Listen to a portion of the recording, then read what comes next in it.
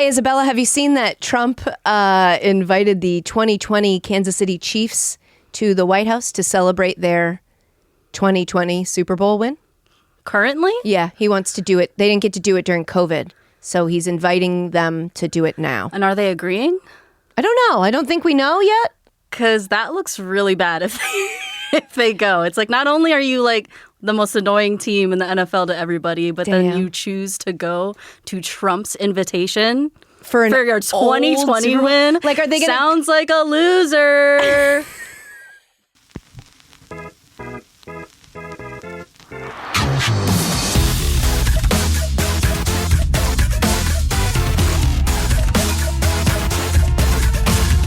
Hello and welcome to Casuals, the podcast that's about sports, kind of. Well, today it's about sports a lot. I'm Katie Nolan. I'm your host, joined today by my producers Isabella Brady and Chris, as well as later we'll be joined by Dani Wexelman, college and pro baseball host and analyst for ESPN, SNY, MLB Network Radio. We have a fun segment planned because it's opening day on Thursday, and we're getting excited for the baseball season. So Dani will be here in a little bit, and we're going to, again, shove a square peg into a round hole and do a bracket about baseball. It's all going to make sense when we get there.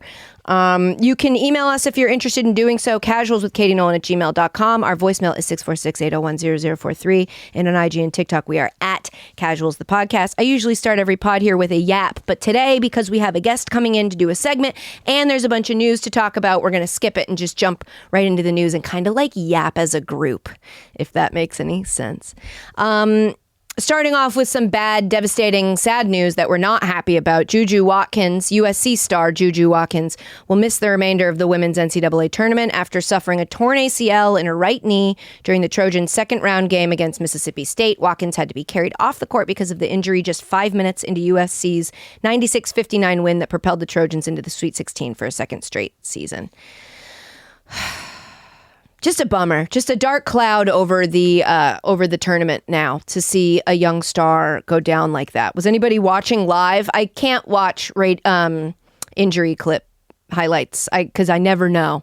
And I saw somebody say that if you zoom in, you can see her knee bend the wrong way. So I've not watched it. You always regret it. Like, you always regret watching it back a second time, seeing it come again. Because, like, you see, like, the game's so cruel. Like, everything's going. Like, it's just a normal ball game. And then 1 second later, like, she goes down. You're like, oh, you immediately see like the gravity of the situation. I was hoping that we would be able to talk about JuJu Watkins and Jaden Daniels this week. That was the JuJu Watkins clip I wanted to talk about when his mom sat between the two of them when they were talking. But clearly that's not, we can't talk about that. We have to talk about how she got hurt. And so thoughts and prayers out to JuJu Watkins. Opening weekend of March Madness in general on the men's side. Chris, you took the day off famously in order to be able to enjoy your nooners without being held back by your job. Do you feel that this first opening weekend delivered? Somewhat. Okay.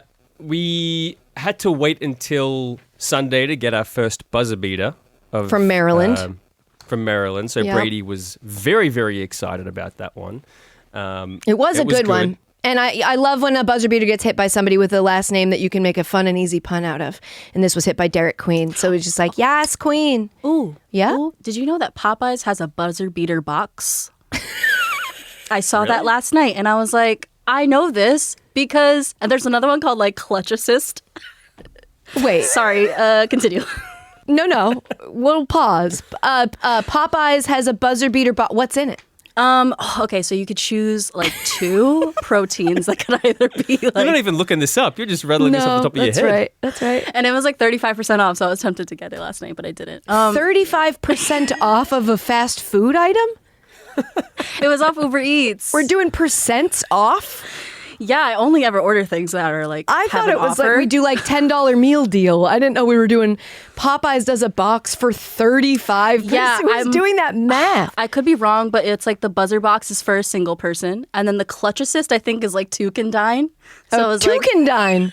So it was like enough food for like 2 people. Sure. Yeah. Which also, if you can order that and just eat it yourself, any pizza is a personal pizza if you try hard enough. Yeah. All right, Chris. Shot of the year, Derek Queen. Yes, absolutely. It was fantastic. And somebody right before that, Colorado State had hit like a clutch 3 that was great. The end of that game was very exciting and intense. And 3 seconds ago, they just hit a long 3-pointer. It was a dagger. And my team's down 3 seconds to go. I've already just started ripping off expletives from my couch, and then my emotions were turned the other way. Derek Queen hit that shot and said in his post-game interview immediately, they said, how did you get the confidence to take that shot? Because he's like falling away. He's going towards the baseline, like banks it off the backboard. They said, how did you get the confidence to take that shot? He just goes, well, I'm from Baltimore, so it's like no big deal. Yeah, and just how to be quotable and put yourself on a If a quote t-shirt. was ever engineered for Brady to love it, that would be it. Oh, yeah. Made in a lab. What about Born? That was a fun little guy to root for. Born. I can't remember his real first name. Me neither, and I don't care. In my mind, it was Bjorn. Yeah. Like, I saw him. In mine, it was Baby, and his last name was Bjorn. This Baby Bjorn. The shortest guy on the court by like 6 inches. But he balled out. State. He just like going into the lane and just putting up little floaters over men 7 feet tall.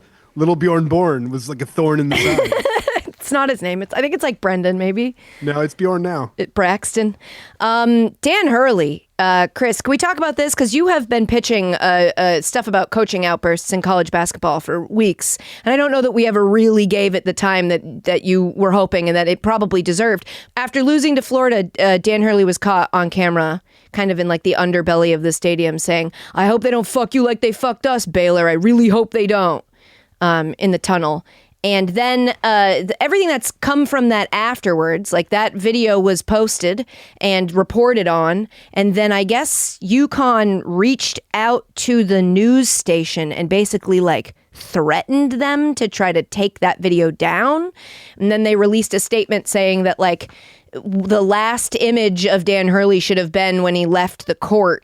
That was the person filming was filming in an undesignated area, and it wasn't for people to see and should never have seen the light of day. It just was a strange situation that does not reflect well on the program, in my opinion. Streisand effect in full. Seriously. Asking people to remove it means we're only going to see it more. It's like Trump wanting his portrait in the Colorado State House being taken down because it looks too much like Bobby Hill. Like, of course, Nick, now that you've requested it come down, we're all going to see this portrait. Not like his official portrait was much better. He's scary. No. I don't know what a good portrait would be. But Chris, did you have a thought? No. Dan Hurley was sort of one of the coaches that we've followed all season long in regards to coaching outbursts, right? I think we mentioned on the show last week or the week before how he got into it with a Creighton fan when they beat Creighton last month and just chirped back at him saying, 2 rings, Baldy, 2 rings, because the Creighton fan was getting in his face. And he's had a couple of those moments throughout the season as well. He had another one where he was talking to a referee and said, I'm the best coach in the fucking sport, pay me some respect, essentially. So he's known for these sort of outbursts, but seeing it at the end of a March Madness game, he was going for the three-peat. UConn had won the last 2 March Madnesses. The last March 2 NCAA Madness, tournaments. I believe. March Madness. I've never said March Madnesses before. It felt weird. But it was just a very fitting way, I think, for UConn's season to end. And the fact that we got a coaching outburst, that was fun because, we want to add as much spiciness to this tournament as we can. Yeah, Charles Barkley not adding a lot of spiciness, but is representing, we had this in our bracket, that he represents the fan that doesn't know anything. During the halftime of the Illinois and Xavier game, he was asked his biggest takeaway from the first half, to which he responded, well, I think that's a good question. I relate to that. Yeah, it's a good question. It's also a question, Charles. Don't let them hate on you, Charles, because I get it. It's also a question, Charles, immediately responded with 35% off of a Popeyes box. It's also a question you could have probably seen coming out of the halftime of a game to say, what'd you think about the first half? Not necessarily a gotcha type of question, sort of the first question you expect to be asked. But shout out, Charles. I think it's important that we display that you cannot pay attention to the games. It's okay. My bracket's busted. I don't know about everybody else. I went with my heart instead of my head, and I had St. John's going all the way because I thought it would be really fun, and they're done already. So I'm done. My fiance's bracket lives on. He picked Arizona. They are stomping through to the... They're still dancing, as they say. How's everybody else's bracket? Isabella, good? Your first bracket experience? Yeah, okay. I put St. John's taking it all too, but right now CBS Sports says I'm number 1. So, well, is that going to So go you scored the down? most so far. Look at the potential points or available points. The way that it's you won't lose the points from St. John's until we get to those. So you have less points available to you. I see lots of X's. Yeah. Story of our lives. Well, I hope everybody else's brackets are going well out there. We have to celebrate a milestone, an anniversary. It is brace yourselves, guys. I'm going to say the year anniversary of this thing, and it's going to upset you that it's been that many years, okay? Trigger warning. It's the 20th anniversary of and Boom Goes the Dynamite. For those who don't know, or for those who love to be reminded, on March 22nd, 2005, Ball State freshman Brian Collins volunteered to anchor the News Link at 9 sportscast on the university television station after the regular anchor canceled. The 19-year-old telecommunications major had never hosted a television broadcast before, but figured it wouldn't be too hard to read some copy, cover some highlights, and share some scores. But when the inexperienced person working the teleprompter accidentally fast-forwarded the script, Collins turned to his pre-printed version for help, only to find that the pages were out of order. An incredibly relatable story if you've ever been on live TV. And that's what brought him to the highlights of an NBA game between the Indiana Pacers and the New Jersey Nets. The Indiana Pacers are looking for a measure of revenge tonight against the New Jersey Nets and to strengthen their playoff hopes. The Nets won the last Sunday's matchup 94-85, which left the Pacers one game behind the Chicago in the 7th series. Let's check out the highlights. Silent for the first play. You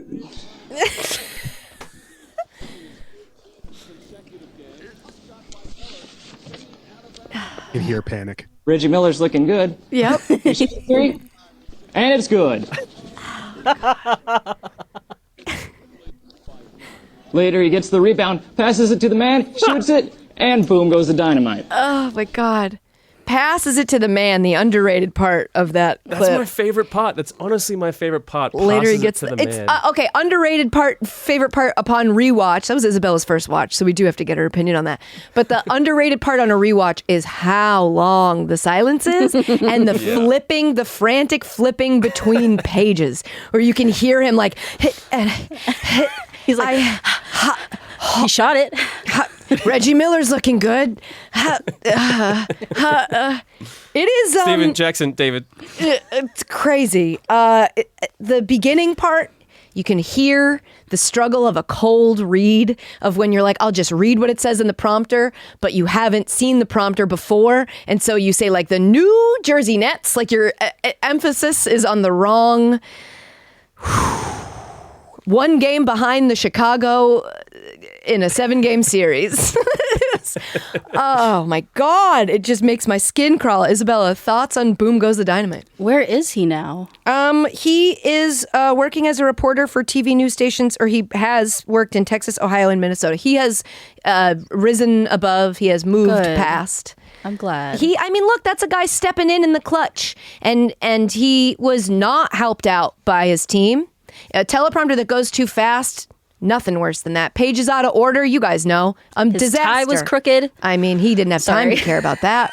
He didn't have a moment to care about that. Highlights are tough.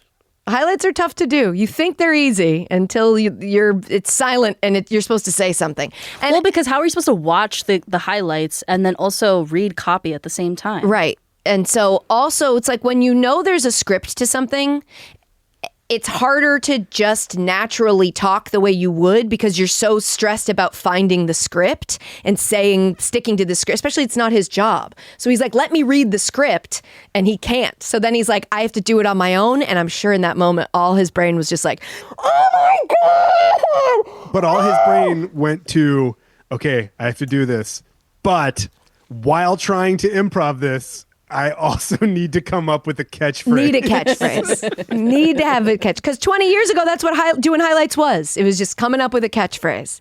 And he said that's the catchphrase that he and his buddies had come up with when they were playing Mario Kart in their dorms. Oh my God, that's so funny. So that was like a thing within their friendship group, and then it just took off. I wonder when they said it in the dorms, if they said it excitedly or if they said, and boom goes the dynamite. Actually, my favorite part of it is actually and shoots it in between, passes it to the man. Passes it to the man, he shoots it. Shoots it. And boom goes the dynamite. I have dropped the fake question mark. Shout out to Koopa Brian has Collins. Run into it. And boom goes the dynamite. Shout out to Brian Collins. You're a king. Thank you for giving us that. This is a story that we are calling That's What Sports Should Be. 37-year-old Timberwolves forward Joe Ingles started his first NBA game since January 30th, 2022, so that his 8-year-old autistic son Jacob was able to watch his father play in person. So I guess that Joe Ingles' 8-year-old son had attended his first entire NBA game on March 16th, but Joe Ingles didn't play. He finished scoreless in 6 minutes of play in this recent game that he played. But Wolves head coach Chris Finch said that the decision to include the Australian in the starting five helped inspire the team to a lopsided win. They beat the Pelicans 134-93. Finch also said after the game, sometimes you have to do the human thing, and you always talk about all these minutes matter. Those minutes matter for another reason. I thought that was sweet. It's a game that mattered. It was an important game. They ended up winning it. But to let him start so that his son could see him play, it's the kind of thing that makes you really emotional. And I thought that was very sweet.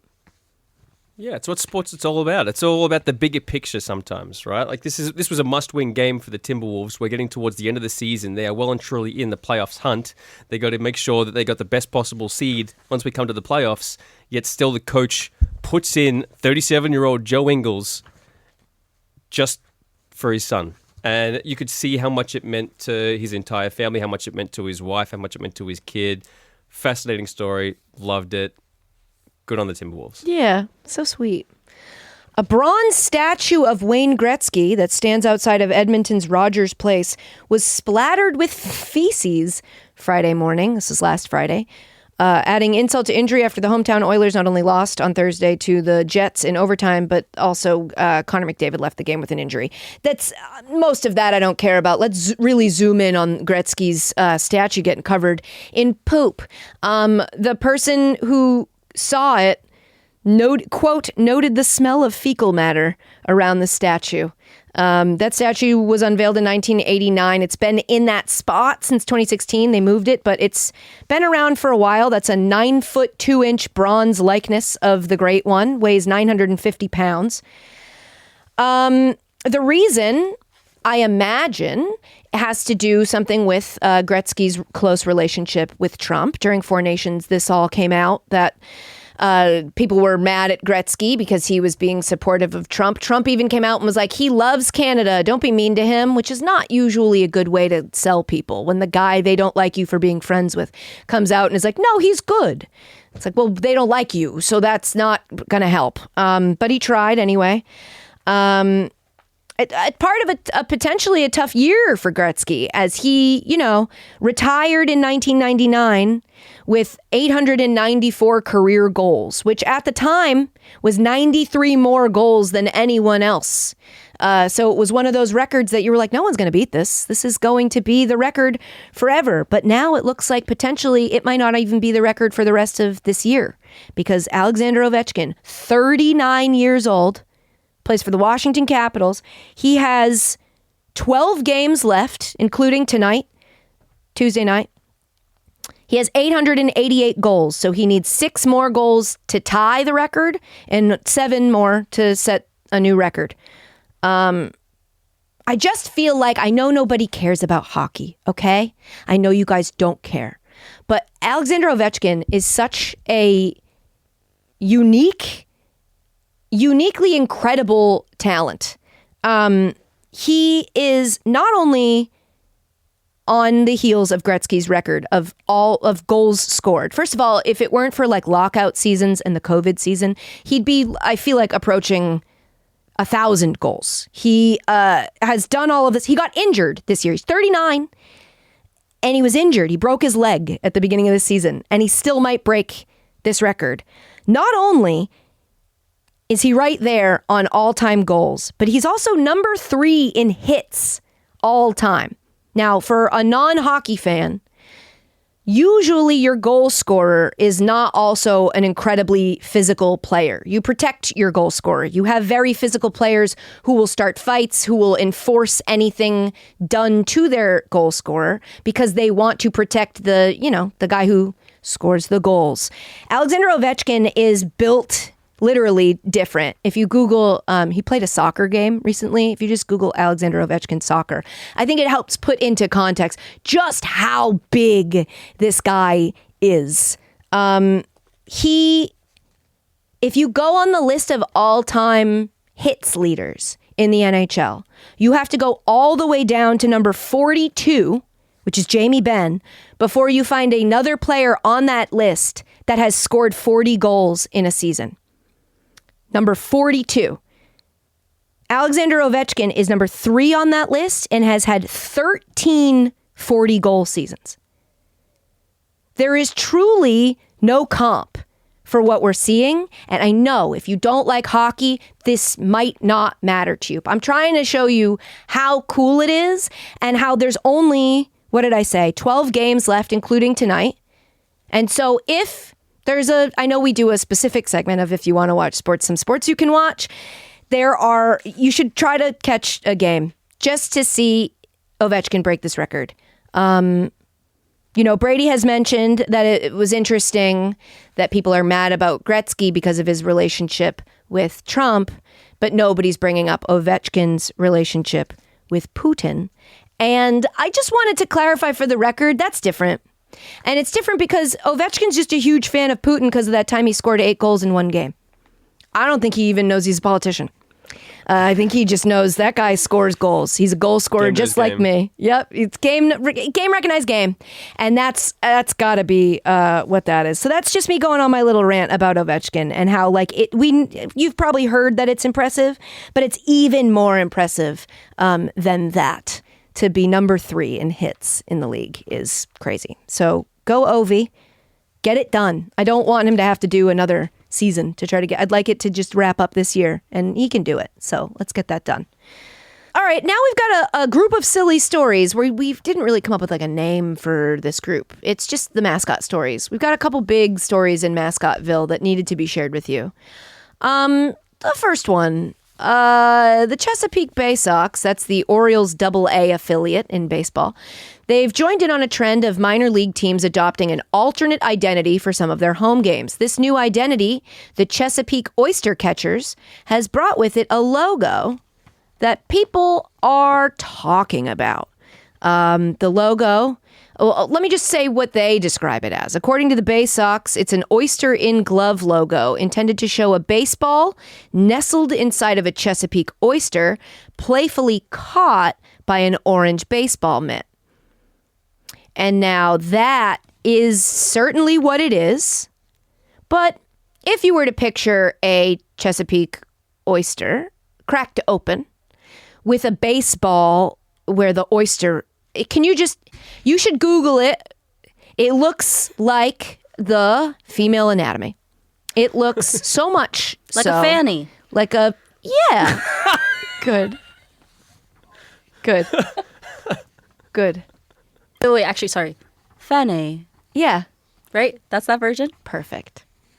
Yeah, I think this could do a lot of good for men. I think this could be really helpful. Take a good hard look at it. The Chesapeake Bay Sox, the Chesapeake Oyster Catchers. Take a good hard look and just note the places and things, It couldn't hurt to have the knowledge. In celebration of Women's History Month, they announced that 10% of the Oyster Catchers merchandise sales will support Cervivore, a nonprofit dedicated to cervical cancer education and advocacy. Which came first, the oyster or the charity? Do you think they thought of it before they made it? Or do you think that people were like, this looks like a vagine, and they were like, the charity came after the backlash. Yeah, exactly. But Did they know? I don't know. Are they 4D chessing this? They said some of you saw an oyster, others saw something unexpected in our alternate identity oyster catcher's patch. We won't unsee it either. But it's like, but how did you go unseeing it that whole time? They knew. They had to know. They knew. The Tasmanian Devils in the AFL have launched a new mascot. The new Tasmanian Devils AFL team, set to join the league in 2028, have revealed their club mascot. Is it ramen, Chris? Ramen? I don't know what the Tasmanian accent is like there, but I would say ramen. Much to the horror of anyone who's laid eyes on the terrifying creature. Again, visual content here. Please Google ramen. It's RAM''UN. Just Google that and take a look at the new Tasmanian Devil. It's 2 meters tall. It took 9 months to create, and it was made partially out of discarded school uniforms, which sounds really cool. I love the reuse of the recycling, the upcycling, as we call it, of old clothes. The problem is I hate it. The problem is the way it looks is bad and scary. It's just... Ramen is a Tasmanian term for scallywag or rat bag, which I've never even heard of that term. It's a term of endearment. Oh, is it? What? That's funny. You guys say rat bag a lot? Oh, yeah. It's a Tasmanian term for an Australian term, apparently. It's a term of endearment still commonly used. So you're a real rat bag. It's it's negative, but not in a bad way. Almost. It's like you're a problem. You're a scallywag. Well, a rapscallion? The way that I've historically used ratbag is more negative and not in that cheeky sense. Okay. Whereas I would say scallywag is a bit playful, bit cheeky. We know that one. Yeah, ratbag I don't think has that same sort of connotation, at least the way I use it. But again, I'm from Melbourne. It could be different from where I'm from. He has blood on his knees from scrapping on the Queenstown gravel. He was devised by school kids, and he poops footballs. There's a video of him ingesting a football and then pooping it out deflated. Incredible. What kind of mechanism is inside of that suit that's having him a guy? I think it's just a guy. I think he just takes the ball from the and then he probably lets the air out and then pushes it out a hole in the butt. I think. Is he taking the hands out of the sleeves and then crushing it? Because Perhaps. I saw that he put the football in the mouth. Yeah, perhaps. I also think this may be the first instance of the mascot suit having a butthole. Interesting point. I can't think of... I know Gritty's got an uncomfortable belly button that I do not like looking at and that he decorates with different little things, and I dislike it. But not that live mascot. Isn't that one? He has a butthole. Drake? Is that his name? No, the Griff dog? too. Oh. You're right. Is that the right university, though? But yes, Yep. it is Drake. Oh, thank God. It's Can not like somebody Baylor or Google to something? make sure Griff 2 has a butthole? I don't want to misreport and probably won't Google misinform. I think we Confident should... that all live bulldog mascots. Well, that's an assumption is that you're true. comfortable making, but not me. I do like how Ramen has blood on his knees, though, because Tasmanian football grounds are somewhat famous for pretty much being gravel instead of grass for whatever reason. Like they grow up playing on very hard surfaces rather than like synthetic turf or anything like that. So you're incorporating that ridiculous aspect of Tasmanian football into your mascot. So I do like that. Okay, but the rest of it, I don't know. Maybe I'll come around on it. I didn't like Gritty when he first came out, and I came around on him, so it's possible, but this is just a scary looking mascot. It is a scary looking mascot. Designed by kids. Okay, and then last mascot story, an 81-year-old rabbit mascot in Australia has issued an apology after pushing over. I'm going to put an asterisk on that. He pushed, but I don't know about pushing over. I saw the video. A 9-year-old child at an Australian rugby league game over the weekend. So it was the South Sydney Rabbitohs, which sounds like a cereal to me, but that's the name of the team, the Rabbitohs. Their mascot has apologized during an NRL match against here we go, Chris, the Cronulla Sharks. Cronulla Sharks. Cronulla Sharks. It's Charlie Gallico. He's 81 years old, dressed as Reggie Rabbit, was filmed shoving a 9-year-old boy while moving through the players' tunnel at Sharks Stadium. On Monday, he claimed that Benji, we know the 9-year-old boy's name for whatever reason, and Benji started it. He said, Benji started it when he grabbed me. He was a Sharks fan, and he was waiting by the tunnel, and he wanted a high five from the mascot. And Gallico then apologized following an investigation by the club into a complaint made by the child's mother, whose full name we know, and I won't be saying, but I will say the last name triggered Chris to think that maybe it was somebody he was related to. He looked into it. He's not, unfortunately. So I said, Chris, be better. That would have been such a good bit. I know. We have cousins with that surname in Sydney. Yeah. And it's not a common surname. Right. Gotta be related This somehow. mascot is a well-loved member of the team. He's worn the bunny costume for more than 2 decades. Again, he's 81 years old. But the Prime Minister got involved. He's a Rabbitohs fan. Came out in defense of a panel beater. He said, quote, I was a director of South Sydney in the 90s, which is when Charlie began as South Sydney's mascot. Charlie's a very gentle person. If he weighs 40 kilos, he must be wet. Okay. He's been doing it for a long time, and he would never try to hurt anyone. He's been pushed, whacked, because people don't realize there's an 81-year-old fella in there as a mascot. I've seen 9-year-olds. Don't put an 81-year-old fellow in there as a mascot. Yeah, that's then. probably the learn. It's not like, hey, he's 81. He can't be mean.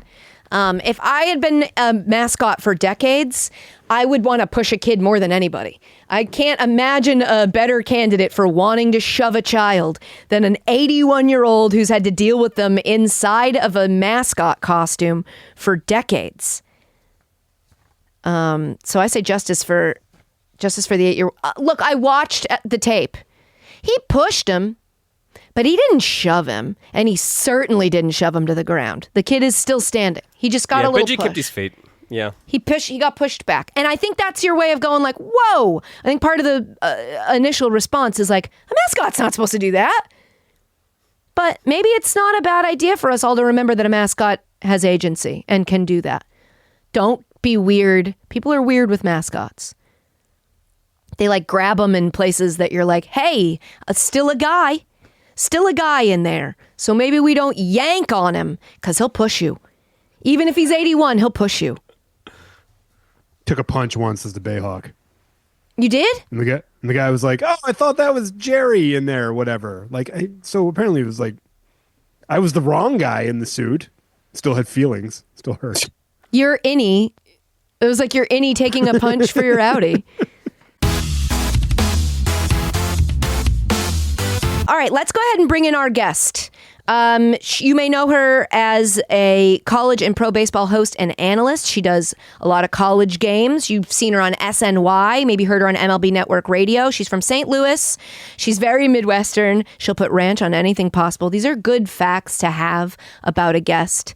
Dani, we were just talking about mascots. And before we get into what we brought you here to do, you were a mascot? Yeah, I was a mascot. What mascot? Are you allowed to say? Is there like a mascot vow of secrecy, or are you allowed to reveal who you were? I try to keep it a secret just for myself. Sure. Right? So the internet doesn't find it. Okay. You can't find a picture of me in it. You wouldn't know it's me. You wouldn't know. You wouldn't know. And I heard you and Brady talking about it as well. And it is true that when you get a whiff of Febreze and body odor, it just comes all trailing back. Yeah. I worked in minor league baseball, and as an intern, you have to be the mascot. You have to do everything. You got to do it all. So I worked for the Harrisburg Senators, Rascal, the river monster. You can look it up. What's a river monster? It's horrifying, in fact. And I'm smallish. I'm small, and Rascal is huge. So it was overflowing on my body. Oh. And Rascal's the main one, and then Bingo, Bongo, and Steve. Sorry? The 3 monkeys that go along with Rascal. That makes sense to Why do you. they have 4 mascots? It's a minor league team. The more the merrier. Oh my God, he's huge. Are you scared? Well, he's kind of goofy. Can you look at me the same? No. Okay. Certainly not. Yeah. Yeah. How long was your stint? I did almost a full season. Wow. And I had to go to appearances. So we would go to Little League games. I wasn't on the field. They had a pro for that. Okay. Which, by the way, I saw the pro with his head off mascot suit on, scarred for life. Yeah. Which is why I don't like mascots. I mean, that's crazy. I go the thought other you'd way. be pro mascot.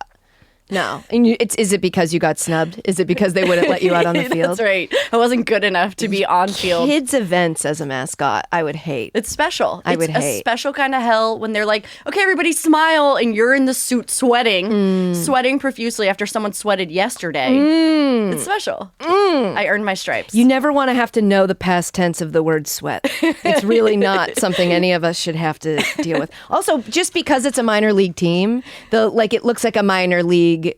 It looks like a thinner, baggier. It's not like a sturdy mascot costume. It's sort of just like a big sack, like a sleep sack. Plus the shoes, and then the head. Like the head goes on my head. No, it doesn't. We're in the small head club. Imagine that head on your head. We are in the small head club, and that mascot head size is about the size of my fiance's head. So I get it.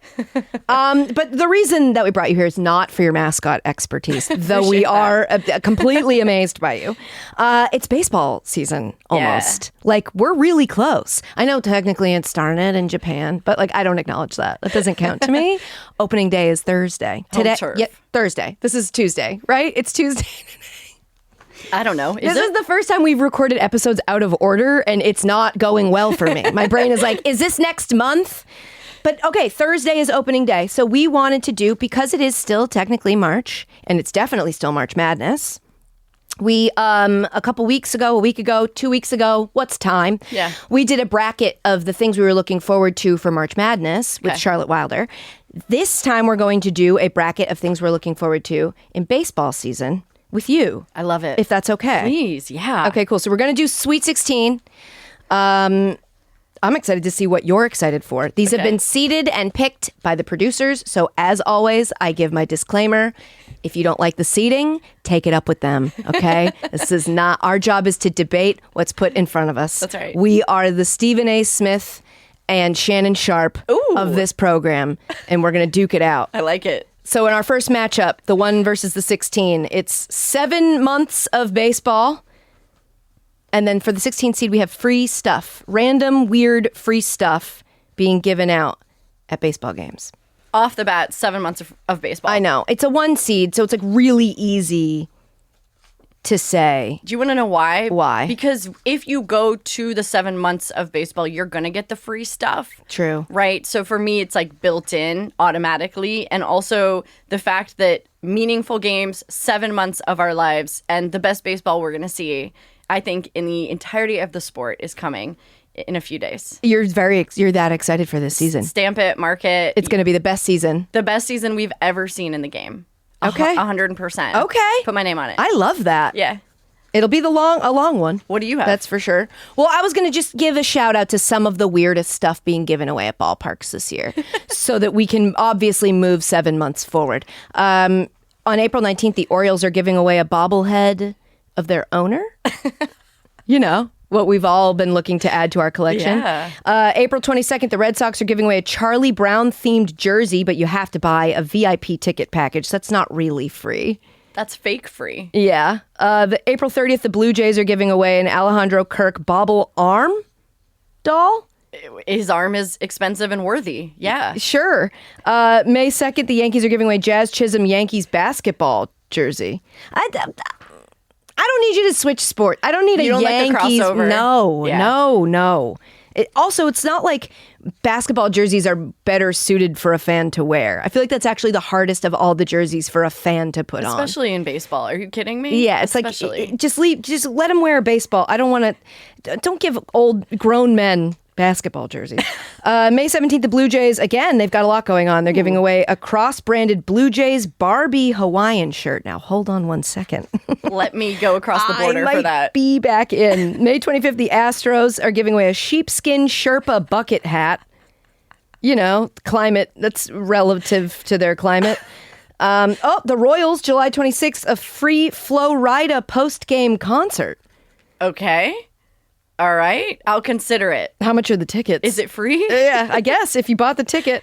And then this one is for Brady, our producer, a huge fan of sweater vests. August 23rd, the White Sox are giving away a 1980s logo sweater vest. So that is the only reason I can think of to go to a White Sox game live in person because that stadium sucks. I've never been. It's so bad. You're saying I shouldn't go? Don't go. Don't go? Don't go. Okay. No offense. What's it called? Didn't they just change names too? It's guaranteed rate, right? Is that them? I thought that guaranteed rate was, oh, maybe you're right. Maybe. You know Whatever. what? I think that we should stop naming parks after brands. Agree. 100% agree. It I should don't be know like the- Camden Yards. I don't Period. care who sponsors it. No. It does not matter to me. Did you see the Astros' new ballpark name? I don't know how to pronounce it yet. No. I'm actually working on it. I don't know how to pronounce it yet. They renamed it, which makes me really sad. I just think we should continue to call it the Juice Box. Like, Daikin? maybe? I don't know how to pronounce that brand. Daikin Park? Does anyone know? It's got to be Daikin.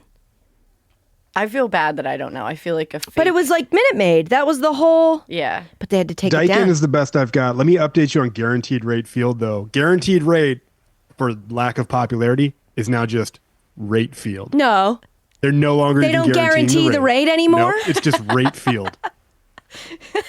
If they were smart, they'd called it G-rate, so you'd be great field, but they can't be great. They're not even, they don't get to be that What bad. is the company no longer called Guaranteed Rate?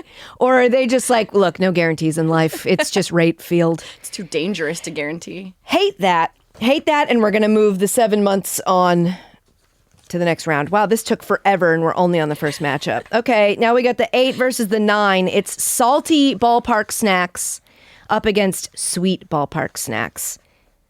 It's easy for me. Easy. Yeah, it's easy. Why? What's I'm your always thought? going to do salty. Okay. I'm going to default to salty. I also think salty pairs best with beer.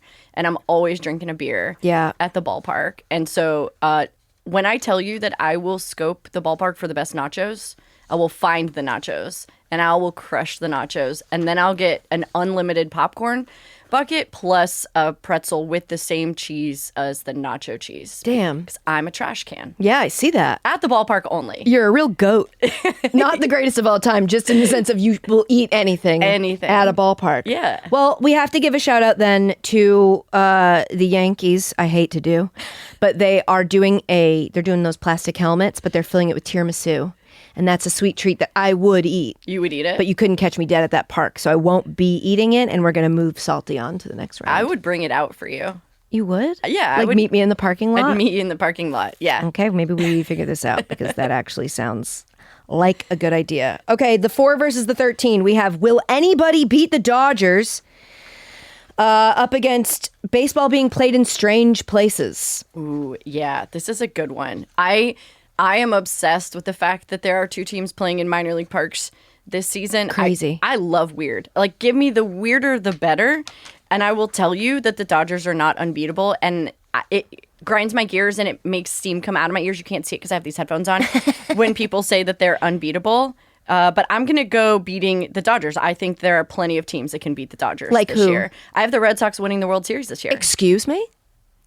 Not just because we're here. I picked these before I knew I was coming. A lot of people, look, I'm seeing a lot of people say the Red Sox are good. I think it's actually, we'll get to it later.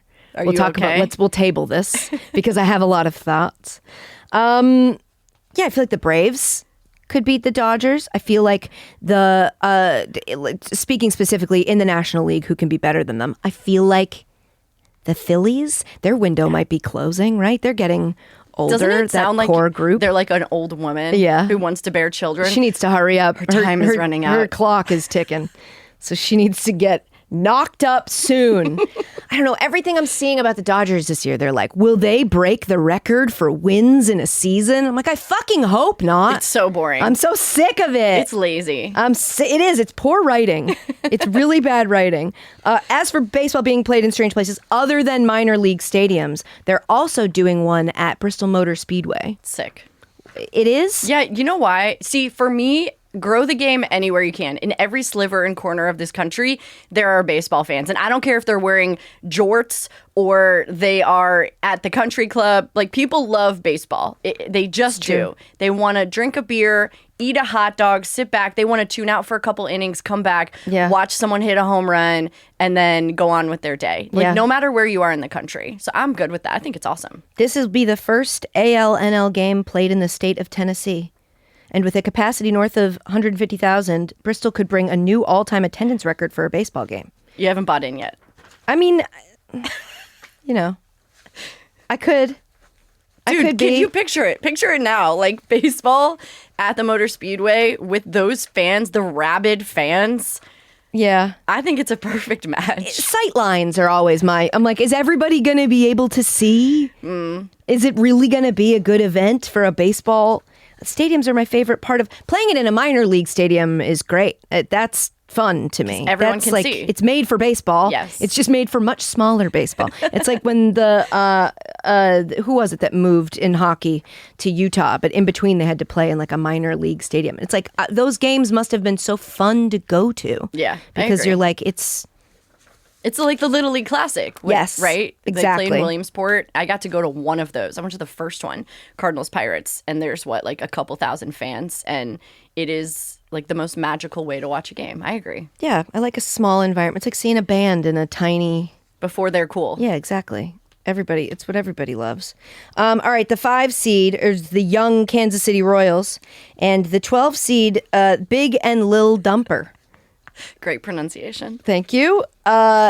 We know. Yeah. Kansas City Royals is the American League's favorite goofy young core. Bobby Witt Jr., obviously. Yeah. Everybody loves. 24-year-old leading candidate for MVP. They also have Vinny Pasquantino, the Pasquatch, at first base. Love it. Maybe the funniest guy in the league. I'm not saying. We can have a separate discussion. But he may be. Okay?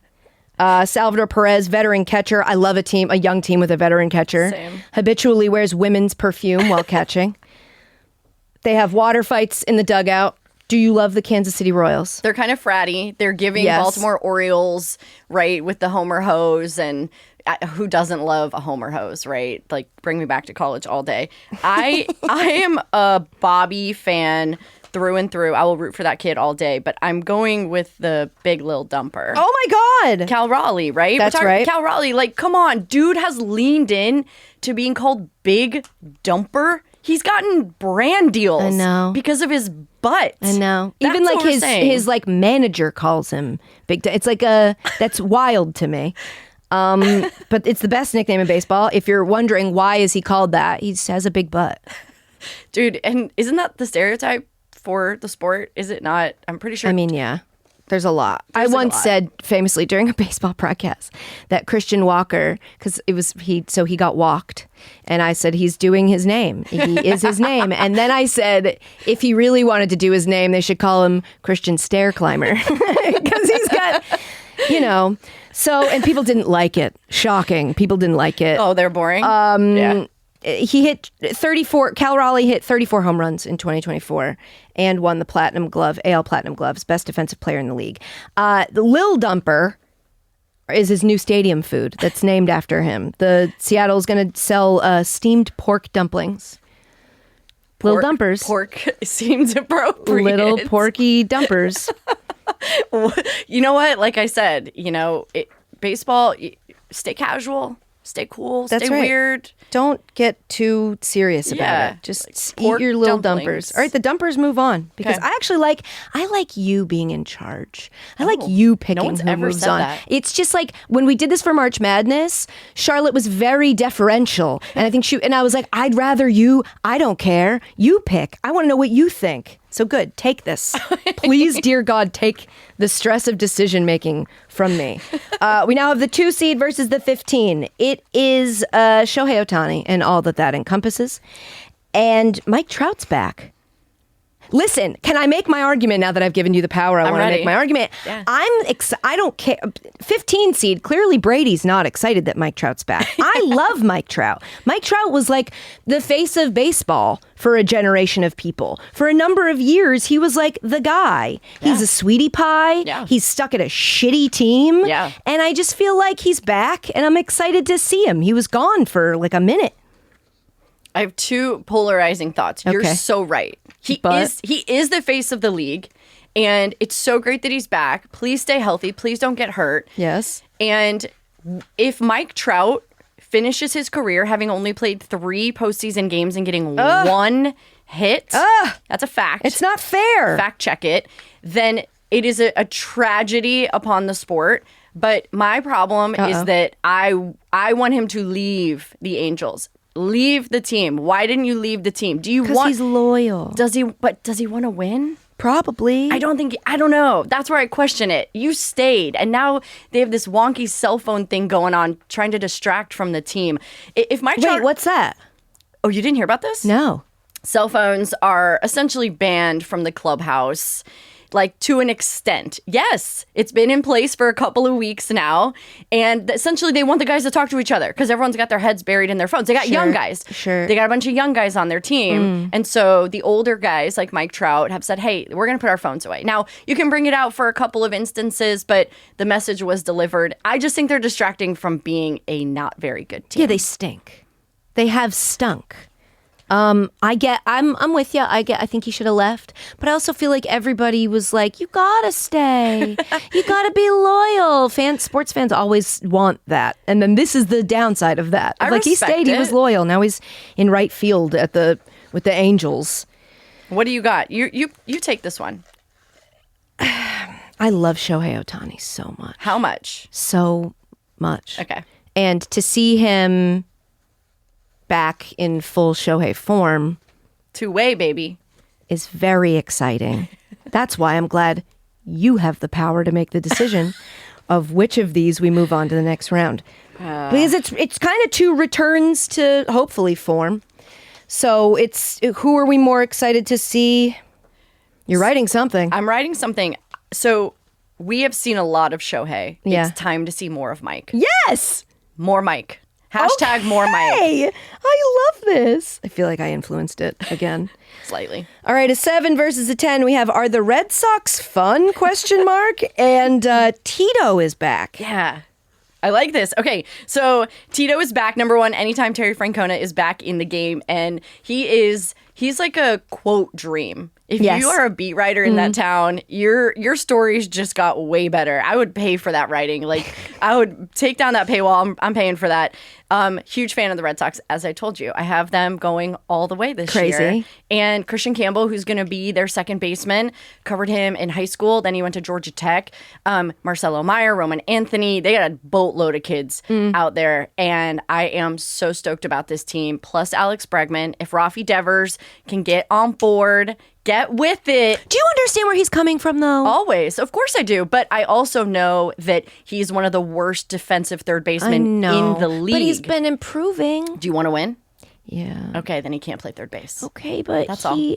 But they just paid him all that money to be their third baseman. He'll be back. Bregman's not going to be there forever. I know. He's not. So just for 1 year. What if I told you fast forward 7 months, Devers off third, he's the primary DH, Bregman's at third, and you win the World Series, and then Bregman's gone and Devers goes back. Yeah, okay, great. You'd be into it, right? Yeah, I'd be totally into that. Okay.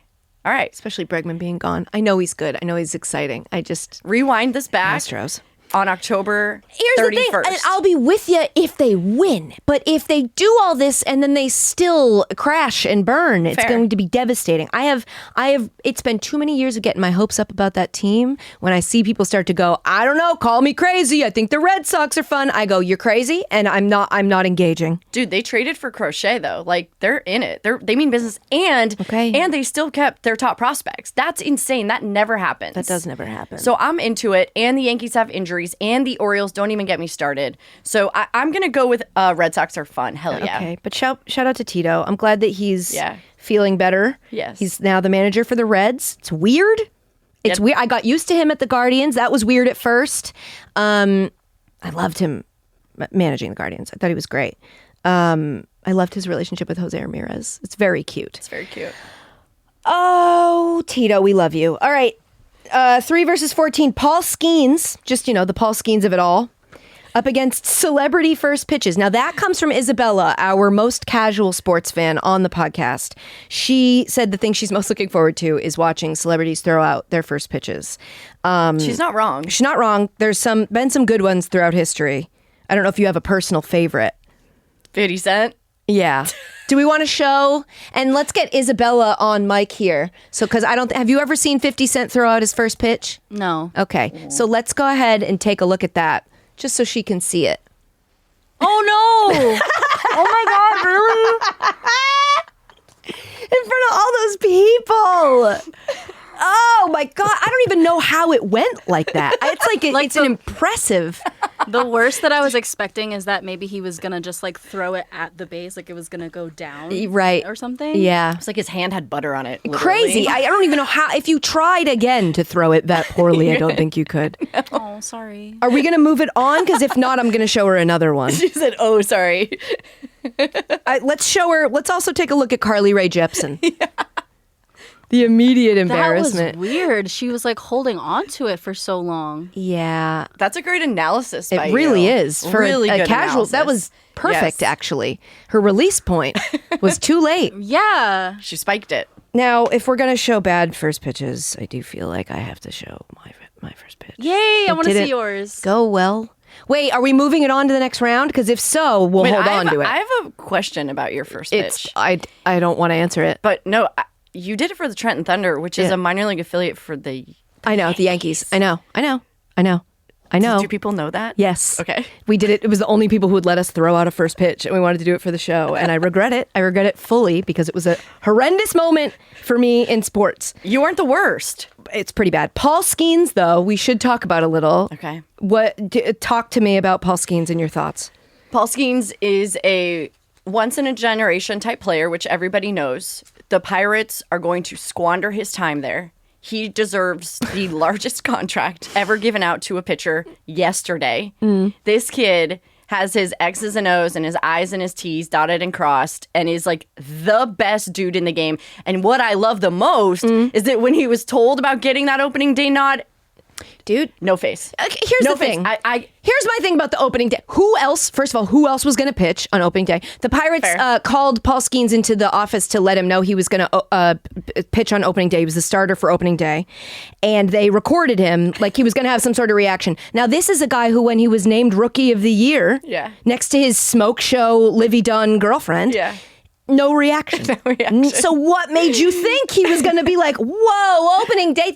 He's their best pitcher. Of course he's going to pitch on opening day. Classic. Stupid. That's who Paul's been, by the way. I got to interview him when he was at Air Force. So for those who don't know, he started at Air Force, his career. He was a catcher. He was a two-way guy, but he was catching. And then he was pitching and hitting, and then he transfers and goes to LSU and wins that national championship. He is a freaking dog. Like, this dude is unbelievable. What he does and, like, his mindset, I'm all in. Like, sign me up. He'll be a Dodger in 5 years. Oh, no. Maybe a Yankee. Oh, no. Because the Pirates are going to do what the Pirates do to every dude that's good on their team. They let him go because they won't pay him, and they're going to waste his time. Oh, but Pittsburgh fans, I'm so sorry. I want Paul Skenes to start a headband line. He rocks the best headbands. I don't know what company he gets them from, but they're so But we will sick. find out. We will find out. Whatever company, start your own brand. Like, I feel like Livy does so many great brand deals. Yeah. Maybe she can help him with that. Paul Skenes is a dog. Like, put me in his corner. I will support that kid all day long. Okay, so does he move on? Yeah, he has to move on. He has to move on. It has to be him. Before we go, we will take a look at my first pitch. Okay. First of all, wearing shorts in public, not a thing I do. I'm impressed. Not a thing I do. Those legs are never out. Ooh. Thank you. From the mound. Loosening up the shoulders. From the mound, nodding, accepting pro. until she panics. Panic! Katie, Oh, that God. was better than Carly Rae No. Jepsen. Now, see, it was a hittable pitch. It wasn't bad. It's the form that kills me. As a woman who has played softball, who was like pretty serious about playing softball, throwing a baseball, I was so nervous I was going to throw it bad because it's so tiny. Totally. I barely practiced, and then I threw it like I was pushing it. I pushed the ball to home plate, immediately mortified, because I immediately calls to mind people you played with, in your younger years of like coming up through softball. You're like, oh, that girl's on the softball team. She's not going to be on the softball team next year. She's not very good and she doesn't like it. I immediately thought of her when the way I threw it. I was like, that's not how you Did throw. you think of the name? Were you like, I know the name of that Yes, I won't girl? say it, but yes. It's like, God, you threw like, not a girl, but that specific girl. That girl. And I wasn't proud of it. I'm really not proud of it. I might have swung and missed at that. I might have offered at it. It did. I mean, it went over the plate, right? But it was clearly, it would have had to be my off-speed stuff. Like, there's no chance. It was an 0-2 count, and you were just looking for some chase. Thank you so much. I got you. Did what I had to do. It's okay. It was so stressful. I was so stressed out. All right, rounding out the Sweet 16 here, we have, are the Yankees bad? And is Juan Soto worth that $765 million contract? This is a good one. Yeah. I want to hear what you say first. I want to hear what you think about the Yankees. I think they Can suck. you be objective? No. Of course. Why would I That was such be a dumb objective? question, Dani. What Shut are up. you talking about? No, of course not. I've told their manager to his face to go to hell. Yeah, I think the Yankees are bad. Okay. I love that the Yankees are bad. The Yankees being bad is all I ever need or want. Question for you. Yeah. Would you rather the Yankees be really bad or the Red Sox be good? You know how people say, I hate losing more than I like winning? Yeah.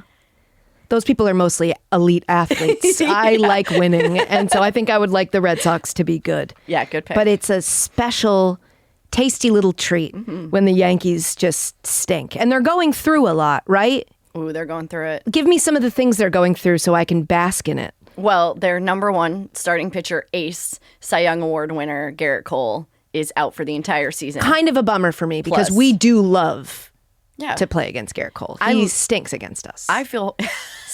So that's games that you would have won that you won't right now. So Okay. I liked the way he was like a whiny little brat. I liked watching him lose specifically. So that bad thing is actually also a bad thing for me, I think. Fair. But Okay. anyway. All right, let me give you good things Thank then. Respectfully, Giancarlo Stanton, both his elbows are dealing with tennis elbow. Well, and he plays baseball.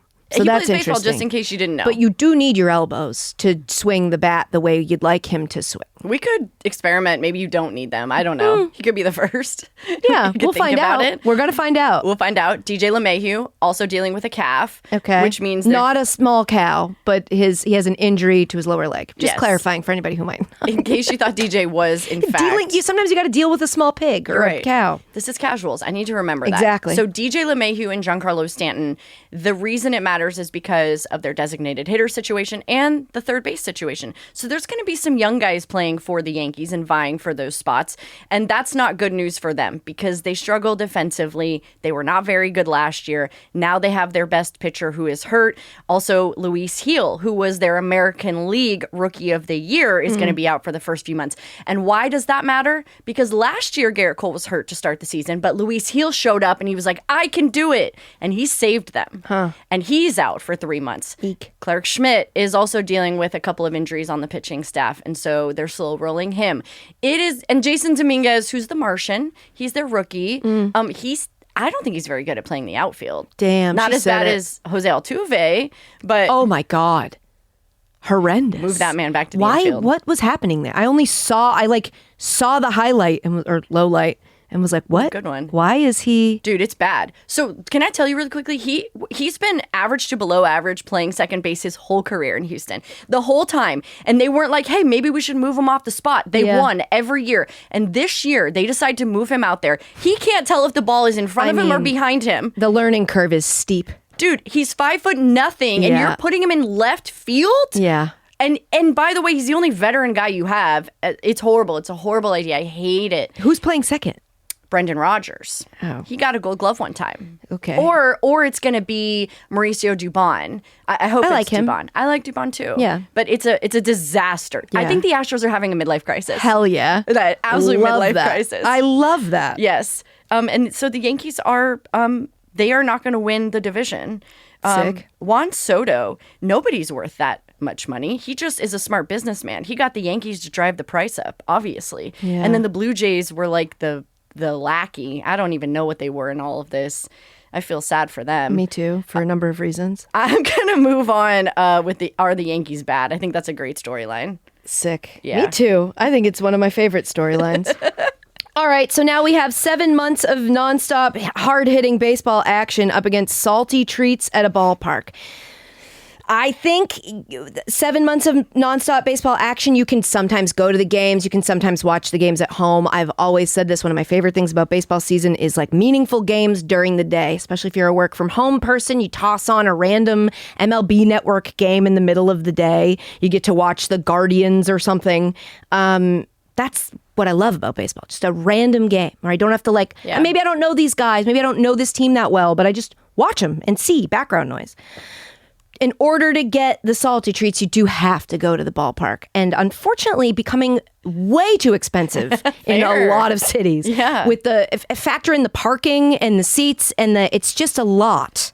So those are my arguments. But again, this is your bracket.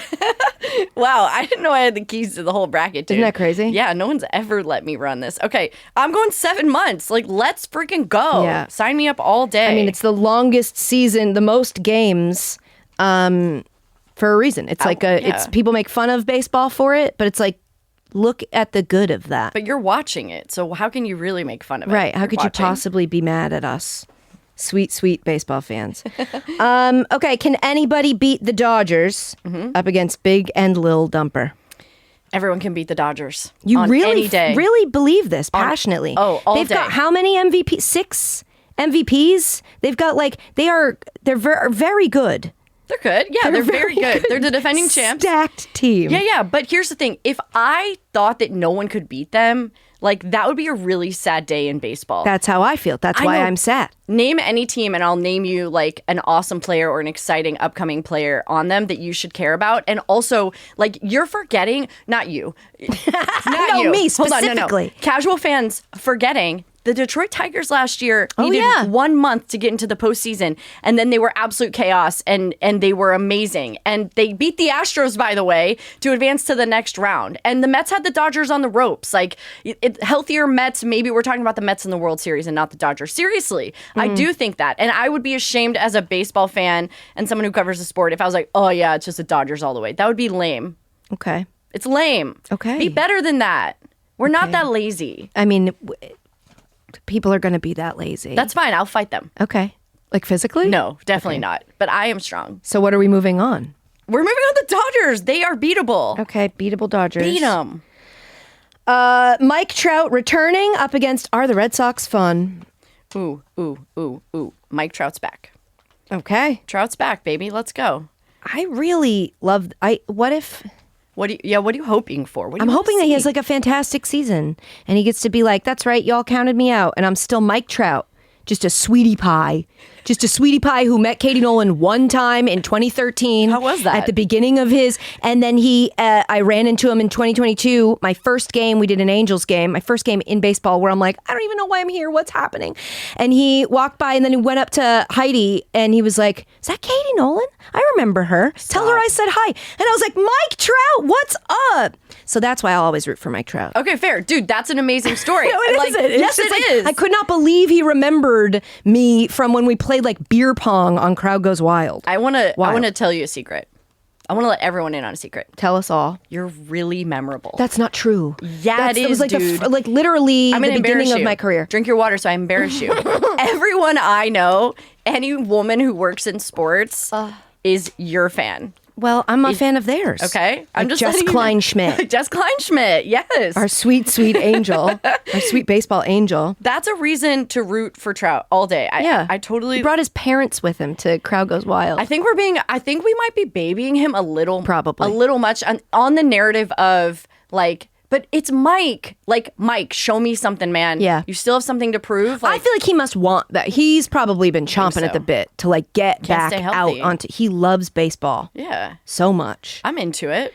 All right, so he moves on. Okay. All right, now Skenes and Are the Yankees bad? Paul Skenes. Paul Skenes. You gotta. He's my pick for NL Cy Young winner. Yeah. I'm sure he'll be very excited to receive that. Yeah. Stone faced. Do you want to give a preview of what you think his face would look like if he? There's subtle acknowledgement, right? But it's an audio podcast, so it was just a gentle nod. It's okay. It's not your fault. It's an audio podcast with clips, and people we have a full set. We'll get there. Okay, our final four. Yes. We've got 7 months of nonstop baseball action. Beatable. Are the Dodgers beatable? Which, yes, the Dodgers are beatable. Mike Trout returning and Paul Skenes pitching. Yeah. Do you like this final four? I do. I think this is a good 4 reasons to be excited for baseball. Is it too serious? A little, but I think that's an issue with the segment itself, not with our specific bracket. Shoot. It was sort of a square peg in a round hole. I must go back and amend. I forgot to mention when talking about salty snacks, the Polish Cannonballs that they're selling at the Pirates Stadium. They're fried balls of egg noodles, cabbage, kielbasa, and bacon. And I just wanted to let everybody know that existed. I like the way you said bacon. Bacon? Yeah. No, you were like bacon. Bacon. Yeah. I can't even help it. It's just how I think about it. And I don't think you need kielbasa, bacon, and cabbage. Just for the sake of whoever you're sleeping with that night. I don't think you need all of those wrapped into something fried. That's just me. But I'm picturing my dad eating it and my mom suffering through the evening. Sounds like something a baseball fan would really like. Can you define kielbasa for me? It's a sausage, right? Is that right? But is it spicy? I don't know. I just know that it's a sausage. Fair. That's a lot of meat. Yeah. In a ball. Mm-hmm. So it didn't move on. All right, so now we have 7 months of nonstop baseball action up against, I don't even want to say are the Dodgers beatable, the beatable Dodgers. Yeah, let me tell you guys something, okay? Every team, all 30 teams, there's 30 of them that play in Major League Baseball. Every team can beat the Dodgers. I'm even going to say the White Sox. No, shut up. Yes. Don't. I'm even going to say the Rockies. Don't do this. Dude, I'm telling you right now. Let's go back to the season. I'm telling you right now that they are beatable. And any team, if you throw your best pitcher and you land your stuff and you score a run or two, you're going to be able to beat them. I'm telling you right now. I just can't sit here and say that they're completely unbeatable. This is going to be the best storyline because everyone's coming for them. They're not the evil empire. Sorry, that's still the Yankees. They are absolutely beatable. And I love that team. I could sit here and drool about them all day. But I want to drool about all 30 teams, not just the Dodgers. Like, this isn't a one-team race. This is a 30-team, well, a 25-team race. But it's so hard to beat them. They're so Which makes it even sweeter, doesn't good. it? I love the idea of any given Sunday. I know that's football, but any team on any day can show up and beat any other team. It's just the consistently showing up to beat a super team like this. Because they're supposed to, predict? Their predictions are 116. I can't do that math. So that's only losing like 50 games or like 40-something games. Yeah. That's one game per team.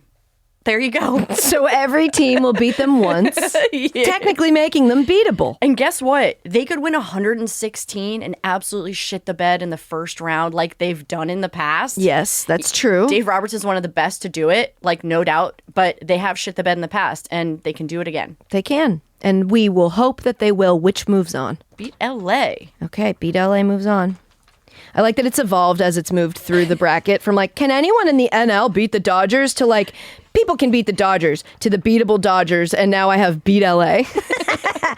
All right, Trout and Skenes. Trout's back, baby. Trout's back. I'm on your train. I'm on your train. I love this. I didn't think you were going to be like this. I thought you were going to be full Skenes ahead. No, because we have less of Mike Trout and more of Paul Skenes. So we can circle back to Paul Skenes any time of the week, any day, any year. You're so right. Mike Trout's career is waning, my friends. We are running to the end. How old is he? Oh, good cue. Good cue. 30. I'm going to say 33. That's my guess. I said 35. 33. Oh, damn, look at you. Okay, 33. So we have less of him. I need Mike Trout back in October.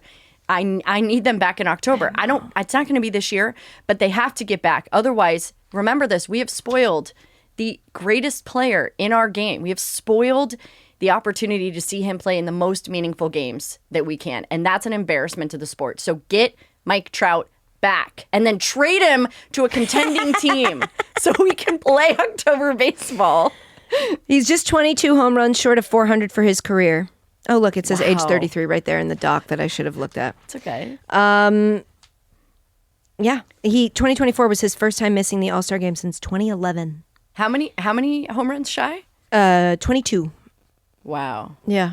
I mean, he's a first ballot Hall of Famer who will have played 3 postseason games and had 1 hit. Crazy. It's crazy. We've been really robbed Conundrum. of postseason Mike Trout. Think about it. I mean, we did see him in the World Baseball Classic. Like, that was sick.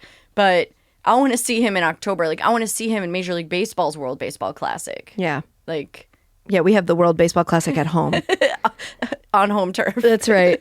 Yeah. This says fractured hamate bone. Is that real? What's a hamate bone? Oh, yeah. Yeah. What the hell is that? You can play with a broken hamate bone, actually. What is that? Okay, I can't remember which side of the hand. I think it's on this side. I think it's by your thumb.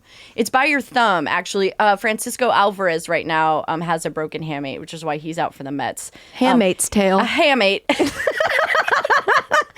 This was like she's given like a really good explanation, but I really have to say this out loud while it's in my brain. Hamate's tail.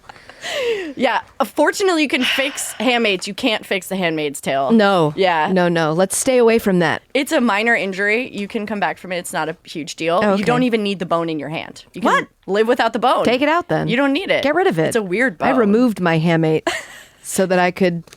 I don't know, first thing I thought of was Marilyn Manson removing a rib. Okay, so we're moving Trout on. Yeah. So it's Trout up against Beat LA. I want to be more fun because baseball is fun. And so I am not going to keep pounding home Beat LA. Mike Trout is a phenomenon. I did not think this was going to work out this way. Yeah. I think if I were to pick it, Trout would have won this bracket. No. I didn't know that other people were as excited as I am about Mike Trout coming back. It's time. He has missed so much time in the game. And he is, like, here's what I'll tell you. So I cover the game at the amateur level. I'm talking 13, 14 to 18-year-olds plus college, right? Crazy. I'm seeing them all. They must look so young. Yeah. I'm young. their grandma, That's essentially. crazy. That's upsetting to me. That hurts my feelings. I'm like, what's your first CD? And they're like, what's a CD? What's a CD? Right? They still write down, we ask them, who do you look up to? Who's your favorite player? They still write down Mike Trout. Yeah. So even however many years he's been in the league, you could pick a million other guys. They still write Mike Trout. And that tells me that he is as relevant today as he was when he got into the league. And so we need to see him be healthy. That's the best thing for the sport. Mike Trout, baby. I think you're absolutely right. It's like a sport that has struggled in recent years with like finding and marketing and pushing its face. But the best I think they did of that was Mike Trout. And I think a lot of casual fans know Mike Trout and are like wondering what's up and where he's been. Well, he's back. And thanks to this bracket, he's the number one thing we're most excited about going into this baseball season that starts on Thursday. I'm so excited. Dani, thank you for being here. Tell everybody where they can find you. Thanks for having me, first of all. This is awesome. This is so cool. For those who are listening, the set is sick. It is so sick. We're working on it. I think people should send in ideas of what should fill the photos back here, by the way. Yeah, they should send in picture ideas. That might be creepy. Because we still have the lady from the Amazon Basics frame is still in kind the of frame. like Selena Gomez. Somebody said it looked like somebody else that I didn't think it looked like at all. But we're getting a lot of looks like comments. Looks like, yeah. We got to fill it with something. We'll get there. Yeah. We'll get there eventually. I have college baseball is in full swing. So I've got 2 college games coming up. Yeah. Tomorrow on Wednesday, it's Michigan State at Notre Dame. Fun. On ACC Network. And then Sunday is Cal versus Louisville, ACC Network. Sick. As well. And then it'll be on SNY Thursday for opening day. Yeah. So I'm stoked. It's a busy week. Very excited. How'd you feel about that cocaine celebration? Dude. That was, okay, like, the thing about college baseball is that they've been stripped of having any fun. Yeah. And then that dude, I think his name's Voight, like Mitch Voight, that dude was like, let me remind people how fun college baseball was fun. is. It was electric. Fun. Yeah. An electric I heard celebration. your analysis of it, and I was a fan. A lot of people took that at face value. A lot of people were like, she can't be serious. And here's the thing, I wasn't. It was a joke. The whole thing was a joke. But I did love it. And I just love, it's college baseball. Dude, it's sick. Rip a line, Rip a line. It's never been better. College baseball's like peak right now, and it's a great season so far. She's at Dani Wex. Is that on all of them, or is that just on? Which one is that? Is that on all of them? It's on the places people. The ones that matter. Yeah. At Dani Wex. Dani, thank you so much for being here. This was so fun. Go baseball. Thanks for having me. Go baseball. Go Mike Trout. Go Mike Trout. Thank you so much to Dani for being here. Before we go, it's the C Block. So here's what to watch this week if you wanted to watch some sports. Chris? First thing that everyone should watch, MLB, Thursday, opening day. The first game that will be broadcast on TV, Brewers versus Yankees. We mentioned that the Yankees could be bad. Imagine seeing the Yankees lose on opening day on ESPN. That game is on at 3 p.m. Eastern, which means that's West Coast nooners. Anyone on the West Coast can pop a nooner for the Brewers-Yankees game. So you got to get on that. You can watch that game on ESPN or listen on MLB play-by-play channel 175 on SiriusXM. They're still doing baseball on ESPN? I thought they said no moss. They got one more year. One more year on the deal. One more year. One more year. All right, what else, Chris? Women's college basketball. We have a huge matchup on Friday at 2:30 p.m. Eastern. It is number 3 UNC Tar Heels against number 2 Duke in the Sweet 16. That is what I'm talking about. A Duke-UNC matchup in the tourney, Sweet 16, when it goes through to the Elite 8. That game is also on ESPN. For the soul of Lachlan Ratliff. That is what I'm talking about. What else? The third thing that people should watch, now this one's going to cost a little bit more because you're probably going to have to subscribe to a certain service. It's Gaelic football. Mayo play Kerry in the National Football League Division 1 final in Gaelic football. And for everyone out there who has become fans of the Australian football team that I root for, that I will not say their name because they do not deserve to be named on this pod anymore based on how the season has begun. One of their listed players, Rob Monahan, he was recruited from Kerry. So I think we should all be going for Kerry in this game. It's going to be a huge matchup. That's at Sunday at 12 p.m. Eastern. You're going to have to subscribe to GAA Go for this one. GAA Go. Yeah, that's the Gaelic Athletic Association. So you can watch Gaelic football and hurling on this service. So for the it's low not just price of... It depends on if you want to go monthly or yearly. If you want to go yearly, probably monthly. monthly. $130. I think I'd probably go month to month. A free trial? $20-something. They should have a free trial so everyone could. Yeah. There's a lot of action in Gaelic football. They can't have a free trial because there's so little. They just would lose everybody to I'm obviously not going to subscribe to this. I just want to watch this one thing. Yeah, just got to watch Mayo versus Kerry. Yeah, so they can't have a... Exactly. But make sure that you maybe tune into the highlights, which should be on the GAA YouTube channel after the game. But it's going to be a big matchup. I'm very excited. I love Gaelic football. I used to play it a lot in high school. That was one of the fun activities that we used to do every now and then. And it looks a lot like Australian football. So if you like Australian football, then you're going to like Gaelic football. What's the difference? But all these specific types of football. Is it like soccer football or is it like actual No, it's like Australian football in the way that it's played with a round ball. It's played with a round ball like a soccer ball, but the way that they move, they can either kick the ball or hand pass it. You know how in Australian football we spoke about how you punch it out of your hand? Cool. They do that as well. And then they have similar sort of goals where you've got like a soccer net. So if you kick it in the soccer net, it's worth 3 points. It's called a goal, but it's worth 3 points. And if you kick it over the net in between the sticks, then it's one point. What? Oh, this is like ultimate football. That's what it sounds like. Yeah. That's cool. There actually used to be a series played every year. Rather than having an all-star game for the Australian rules football, we used to have an international rules series where Australia would play Ireland in a mash-up version of Gaelic football and Australian rules football. What the hell? Like the middle ground of those two So sports. then they made a new football out of these two other types. It's too many different types of football. It's awesome is what it is. It's awesome. It's like a and that's how I first fell in love with Gaelic football. And we've had a lot of players be recruited to Australian football from Gaelic football over the years. So a lot of Australians know about Gaelic football. I don't know how many watch, but a lot of them know that it exists. And that's important. Yeah, hurling being on this schedule. Hurling's the one that's like Gaelic football, but they also carry a giant heavy wooden spoon. Yeah. And they hit the ball. Oh, it's not called a ball. It's called a sleatar or something like that, I think. I like this. You don't get as many Australians recruited from hurling. The only one I can think of is former team that I will not name today player Satantaro Halpin. He came from hurling. But usually you're getting more players from the Gaelic side of things. Sure. Yeah. Okay, and then I'm going to add just one more here on the fly because I forgot. But on Friday, Bentley is playing in the NCAA men's hockey tournament. My brother went to Bentley. My dad went to Bentley. They don't normally get involved in stuff like this. So this is very exciting. It's a whole family event in the Nolan household. That's Friday. I don't know what time on ESPN+. So I'll be watching that. It's probably more just for me, but it's exciting, when like a school that you went to does a thing. It so rarely happens in the Nolan household. So we didn't really go to sporting schools. Okay, everybody, that's it. That's a podcast. Thank you so much for listening. I hope you're excited for baseball. I certainly am. If you want to email us, casuals@katenolan@gmail.com. Our voicemail is 646-801-0043. On IG and TikTok, we are at Casuals the Podcast. We, you know what? We love you, and we mean it. So, bye.